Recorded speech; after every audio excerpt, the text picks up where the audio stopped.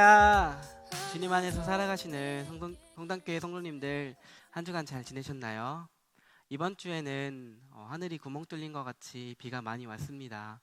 제가 살고 있는 대전은 정말 비가 많이 내려서 홍수 피해가 많았던 한 주였습니다. 한 주간도 주님 안에서 평안하셨나요? 찬양할 이유도 또 감사할 내용도 없을 것 같은 요즘입니다. 오늘 말씀에서는 우리가 감사해야 할 이유, 또 찬양의 내용들이 무엇인지 이사야 입술을 통해 이야기를 하고 있습니다. 오늘 말씀은 이사야 12장 1절에서 6절까지 말씀입니다. 우리 함께 읽어보도록 하겠습니다. 이사야서 12장 1절에서 6절까지 말씀입니다. 함께 읽어보도록 하겠습니다. 시작. 그날에 내가 말하기를 여호와여 주께서 전에는 내게 노하셨사오나 이제는 주의 진노가 돌아섰고 또 주께서 나를 안위하시오니 내가 주께 감사하겠나이다 할 것이니라.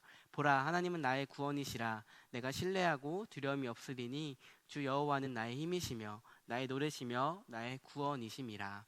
그러므로 너희가 기쁨으로 구원의 우물들에서 물을 기르리로다. 그날에 너희가 또 말하기를 여호와께 감사하라. 그의 이름을 부르며 그 행하심을 만국 중에 선포하며 그의 이름이 높다 하라. 여호와를 찬송할 것은 극히 아름다운 일을 하셨음이니 이를 온 땅이 알게 할지어다. 시온의 주민아 소리 높여 부르라. 이스라엘의 거룩하신 이가 너희 중에 크심이라 할 것이니라. 아멘.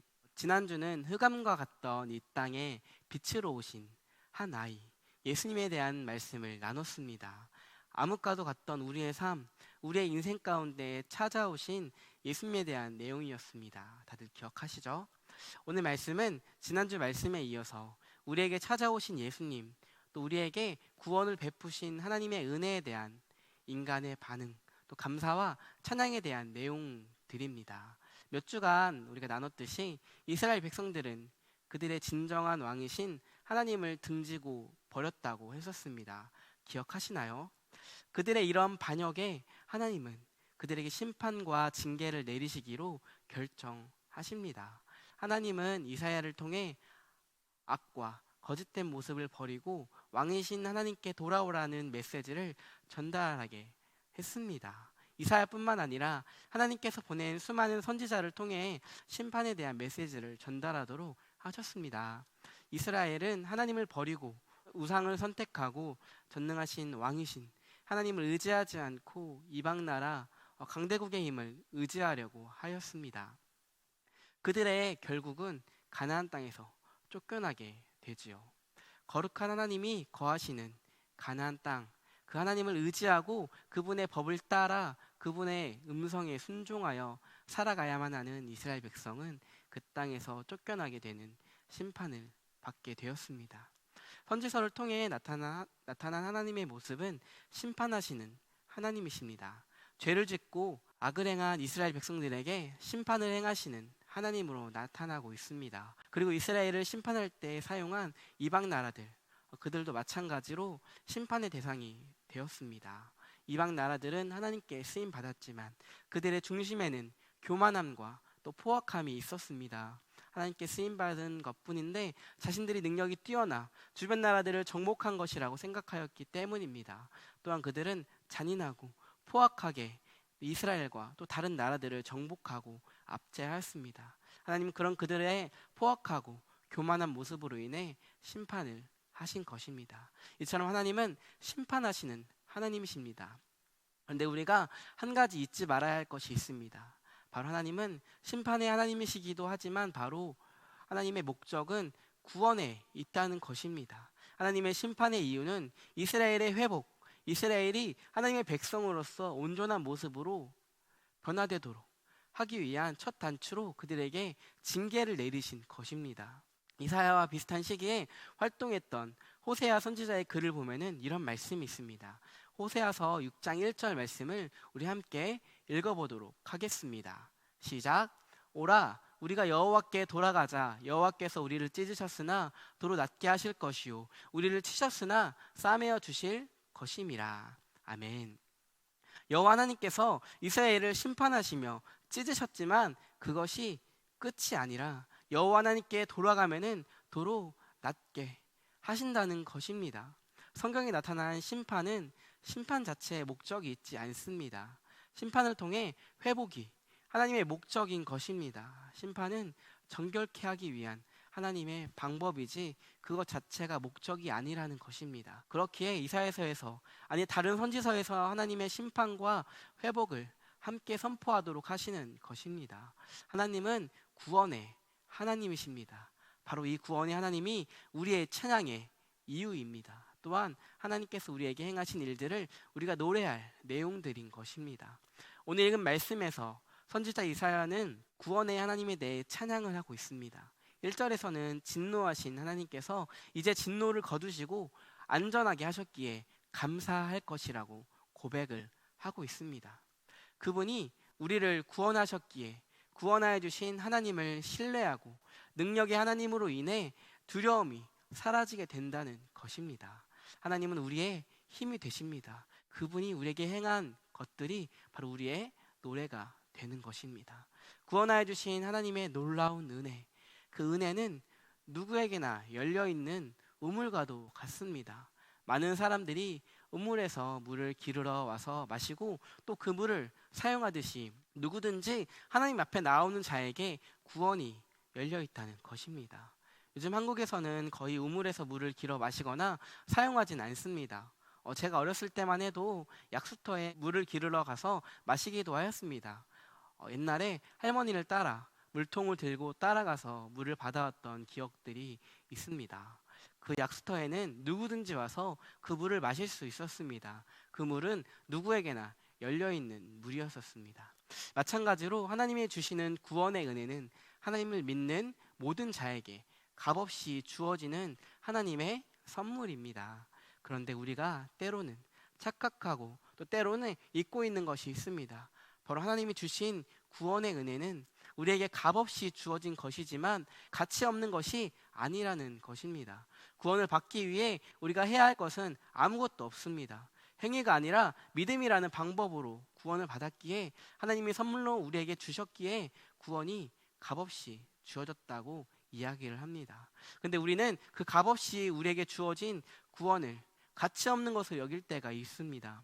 구원은 절대로 가치 없지 않습니다. 하나님의 아들이 십자가에서 피를 흘리심으로 구원하여 주셨고 하나님의 아들이 직접 고난을 받으시고 고통을 당하심으로 우리를 구원하여 주신 것입니다. 구원은 절대로 가치 없지 않습니다. 이 세상 어떤 것보다 가치 있고 어떤 것으로도 바꿀 수 없는 가치가 있는 하나님의 은혜입니다. 찬양 중에 천국은 마치라는 찬양이 있습니다. 많은 분들이 아실 텐데 그 찬양의 가사는 이렇습니다. 천국은 마치 밭에 감추인 보화, 땅속에 묻힌 아무도 모르는 보석이라네. 그 보석 발견한 사람은 기뻐 뛰며 집에 돌아가 집 팔고 땅 팔고 냉장고 팔아 기어이 그 밭을 사고 말 거야 라는 내용의 찬양입니다. 이 찬양이 쓰여진 시대에는 냉장고가 엄청 비싸고 값진 것이었다고 합니다. 물론 지금도 냉장고가 비싸긴 하지만 그 당시에는 상당히 귀하고 값진 가전제품이었다고 합니다. 이 내용을 이 시대 언어로 바꾸면은 이생활권에 있는 아파트를 팔고 저기 아름동에 있는 땅을 팔고 외제차 팔아서 기어이 그 밭을 사고 말 거야 라고 할 수 있을 것 같습니다. 땅속에 묻혀있는 엄청난 가치를 갖고 있는 보석을 발견한 사람은 그것을 얻기 위해 어떤 값을 지불하더라도 그 땅을 사서 그 보석을 얻고자 할 것입니다. 마찬가지로 그 값비싸고 귀한 보석, 그 가치 있는 것을 얻고자 하는 것처럼 천국, 구원은 우리에게 값지고 귀한 것입니다. 그렇게 오늘 읽은 이사야 12장에서 구원하여 주신 하나님을 찬양하고 그의 이름을 높일 것이라고 이사야가 고백을 하고 있는 것입니다. 우리를 구원하여 주신 하나님의 그 은혜, 그 어느 것으로도 바꿀 수 없는, 그 어느 것과도 비길 수 없는 우리에게 가장 소중한 것입니다. 우리가 모든 것을 다 잃어버린다고 해도, 모든 것을 다 팔아야 얻을 수 있는 것이라고 해도 전혀 아깝지 않는 엄청난 가치를 갖고 있는 하나님의 사랑, 하나님의 선물인 것입니다. 이 값없이 주어진 그러나 가치 없지 않은 이 놀라운 은혜를 받은 우리가 해야 할 반응이 있습니다. 바로 4절에서 6절까지의 내용입니다. 함께 4절에서 6절까지 말씀을 읽어보도록 하겠습니다. 그날에 너희가 또 말하기를 여호와께 감사하라. 그의 이름을 부르며 그 행하심을 만국 중에 선포하며 그의 이름이 높다 하라. 여호와를 찬송할 것은 극히 아름다운 일들을 하였음이니 이를 온 땅에 알게 할지어다. 시온의 주민아 소리 높여 부르라. 이스라엘의 거룩한 이가 너희 중에 크심이라 할 것이니라. 아멘.